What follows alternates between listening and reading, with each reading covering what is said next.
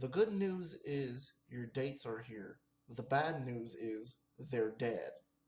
Yeah, this is Derrick Yasha, and today I'm going to review Night of the Creeps. Yeah, so anyways, let's get into it. So, of course, the movie starts off with these aliens, of course, chasing this other alien because the alien wants to drop the containment pod out of the ship. Okay, some kind of experiment. Okay, so mainly, what you got the aliens doing, they look like this exactly. Okay, they look like this. But what you have them doing, okay, what you have them doing is mainly they're trying to stop him. They're saying, don't let him eject that out of the ship. Stop the son of a bitch. Stop him. Stop him. Stop him. Okay, or something like that. The subtitles is very fast though.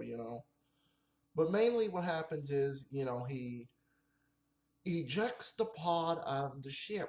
Okay, and I'm like, you retard. Okay, you alien retard. Why would you do that? But then it hit me right on the head. Okay, the worm got in his mouth, and they was controlling him. Okay, because mainly that plays out in the movie. Okay, no. So, anyways, what happens is it crash lands in the Earth 1959 or 1958, whatever it is. Okay, so, this girl is getting ready for her date or whatever, and mainly her date picks her up, and then, they're talking in the car, this and that, and then mainly her ex-boyfriend comes up, the cop, and says, there's somebody that escaped from the asylum, so, just go home, okay? So yeah, pretty much, they see the crash land, and her boyfriend wants to go investigate it like a dumbass. Okay, so then he goes and investigates, and of course, you got the axe murderer, going around on Route 66, the same street that they're on, basically, where he's trying to look of what the fuck happened. Okay, so mainly slowly he's looking inside the containment pod. He's looking. And then, the slug or the worm goes in his mouth. Okay, basically. And, the axe murderer, hacks and slashes, the girl. Okay. So yeah, but they cut away from that. But anyways, we cut to 1986, and of course, the Beta House and stuff like that. And of course, I think it was Chris. I can't remember his name. Chris likes Cynthia, okay? And then JC, which is James Carpenter, and he's named after John Carpenter, okay? But mainly, JC is just being a jerk, basically. He's like, this and this and that, whatever. He's trying to talk with Cynthia to go over there to Chris, I think his name was. I'm sorry. Um, mainly what happens is, the jock comes back and tells them, or tells JC, I did not get a phone call. Are you shitting me? This and that, whatever. Okay, so then what happens is they go to the beta house, of course, and they're trying to get into the betas because Chris, Chris wants to impress Cynthia or something like that. Okay, mainly if she hears that he's into the betas. Okay, so what they have to do is basically get a body and put it at the Omega house. Okay, so then they go to the lab and shit. And of course, JC being a total jackass or a loony or just stupid, like nutcase, okay? Mainly, they're just supposed to get a body, pick it up, and put it there. But he figures, hey, since there's this door here that nobody put in the rest of the code, I'm just gonna press that one button and it's gonna open up the door. Okay, so then what happens is they go in there. Chris wants to leave, and of course, JC being a dumbass, of course, opens up the containment um, capsule thing that kept the dead guy in there, of course. Yeah, so mainly thank you, JC, for opening up the containment pod, or the containment uh, capsule that kept the dead guy in there frozen. Yeah, thank you, thank you. No, I know. So then what happens is they get him out, and of course, mainly, he's pulsing and flinching and stuff like that. So they get scared and they chicken out. Okay. So then the scientist comes back in there, and of course, mainly, just chokes him and kills him. The next day, of course, the main guy of the betas, of course, saying, you scared the girls last night, this and that, yada, yada, yada, okay? But pretty much what happens is, JC tells him off, oh, this and that, whatever. Okay, so then he trips him. Okay, pretty much I had a smile on my face when he trips him. But yeah, mainly, Cynthia joins them, of course. She joins JC and Chris. Okay. And apparently, slowly, Cynthia is, liking Chris. Okay.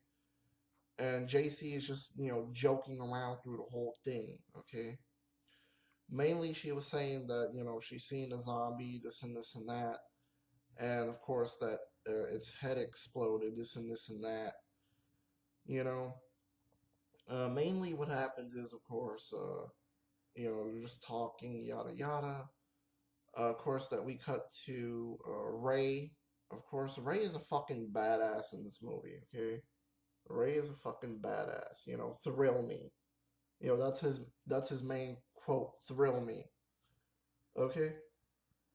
No, I know. Mainly, what happens is, he has flashbacks of when he found his girlfriend hacked and slashed by the axe murderer. Of course, this and that. And mainly he was just having a dream that he was on the beach, this and that, stuff like that. No, I'm sorry I keep on jumping around, but whatever. Mainly now, JC dies in the bathroom, of course. And I did not really care because the character was fucking dumb and retarded to begin with anyways, okay?